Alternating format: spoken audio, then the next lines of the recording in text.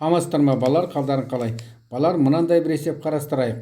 У тәрізді қатынас ыдыстың ішінде сынап бар. Қатынас ыдыстың біреуінің бағананың биіктігі 48 см май, ал екіншісіне бағананың биіктігі 20 см болатын су құйылса, екі ыдыстағы сынап деңгейінің биіктігі қаншаға өзгереді? Балалар, біз сұлбаны салып қойдым. Осы сұлбаға қарап, қазір біз біраз тәжірибе жасайық. Яғни біз алдымен сынап қатынас ыдыстың сол жағына май құйған кездегі осы майдың гидростатикалық қысымы мен судың гидростатикалық қысымын жеке-жеке есептеп алайық. Яғни майдың түсіретін гидростатикалық қысым формуласы ρ(H) май. Бірінші. Екінші, судыкін жазып қойық бұлар. Ро су, H су. Енді осы екеуін жеке-жеке есептейік. Майдың түсіретін қысымы 9 көтілген 10-ның 2 дәресі килограмм бөлінген метр куб көтілген 10 ньютон бөлінген килограмм көтілген 48 көтілген 10 минус 2 дәресі метр.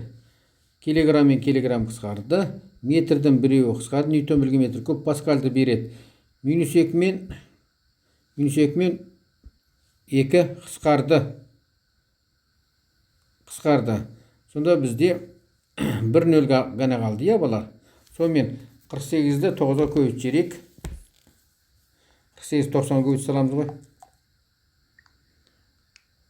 48 көйту 90. 48 көйту 90. 4320 паскаль болды. 4320 паскаль. Яғни майдың түсіретін гидростатикалық қысымы майдың ауырлық күш әрекетінен 4320 паскаль болды. Қатынас ыдыстың түбіне түсіретін сол жағына құйдық қоймыз. Енді судыкін есептеп алайық. Судыкін жеке 10-ның 3 дәресі килограмм бөлінген метр куб көтілген 10 ньютон бөлінген килограмм көтілген 2 10-ның минус 1 дәресі метр. Бірлігі килограмм мен килограмм қысқарады. Метрдің ньютон бөлінген метр квадрат паскальды береді. Минус 1 мен плюс 1 қысқарады. Сонда 2000 болды балар. 2 10-ның 3 дәресі паскаль. Сонда судың түсіретін гидростатикалық қысымы 2000 паскаль болды. Енді осы екеуін салыстырып қарайтын болсақ, яғни бізде майдың түсіретін гидростатикалық қысымы көп екен. Сондықтан міне сұлбаға қарайтын болсақ, балар, яғни сынаптың деңгейі май құйылған жақ төмен түседі, ал су құйылған жақ жоғары көтеріледі. Яғни тағы да сұлбаны жақсылап отырып қарайтын болсақ, майдың түсіретін гидростатикалық қысымы осы су мен сынаптың түсіретін гидростатикалық қысымын қосындысына тең екен. Соны жазып қойық балар. П майдың түсіретін қысымы сынап пен судың түсіретін қысымына тең болды. Сұлбадан өте жақсы көрініп тұр. Енді осы жерде сынаптың түсіретін гидростатикалық қысым табу үшін майдың қысымынан, гидростатикалық қысымнан судың гидростатикалық қысымын алып тастайық балар. П сынап тең болады 4320 паскальдан аламыз 2000 паскальды. 2320 паскаль қалады. Өте оңай болып жатыр, балар. Сонда сынаптың түсіретін гидростатикалық қысымы 2320 паскаль болды. Енді бізге бұлар сынаптың гидростатикалық қысымына арналған формуланы жазып саламыз. Ро сынап Ж дельта H дей салайық балар. Қанша көтерілгені белгілі болсын. Бұл біздің 5-ші теңде. Осы дельта H-ты есептеп шығара саламыз.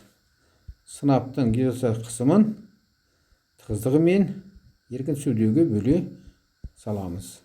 Бұрын қойып есептейік балар. Дельта H тең болады. Сынаптікі 2320 паскаль болды. 2320 паскаль бөлінген 13,16 10-ның 3 дәресі килограмм бөлінген метр куб көбейтілген 10 ньютон бөлінген килограмм. Килограмм мен килограмм қысқарады. Бізде паскаль ньютон бөлінген метр куб, сонда метр ғана қалады. бірлігі шықты. Енді бөле салайық балар. 2320-ны 13600-ге және 10-ға бөле саламыз. 2320 бөлеміз 13600-ге бөлеміз 10-ға. 0,17 0,17 метр болды. Сонымен екі орын алдыға жылтатын болсақ, дельта H тең болады 1,17 10-ның минус 2 дәресі метр. Жауабы. Яғни сынаптың оң жақтағы деңгейі дельта H 1,17 сантиметрге көтерілді. Осымен балар сабағымыз аяқталды. Қош сау болыңыздар.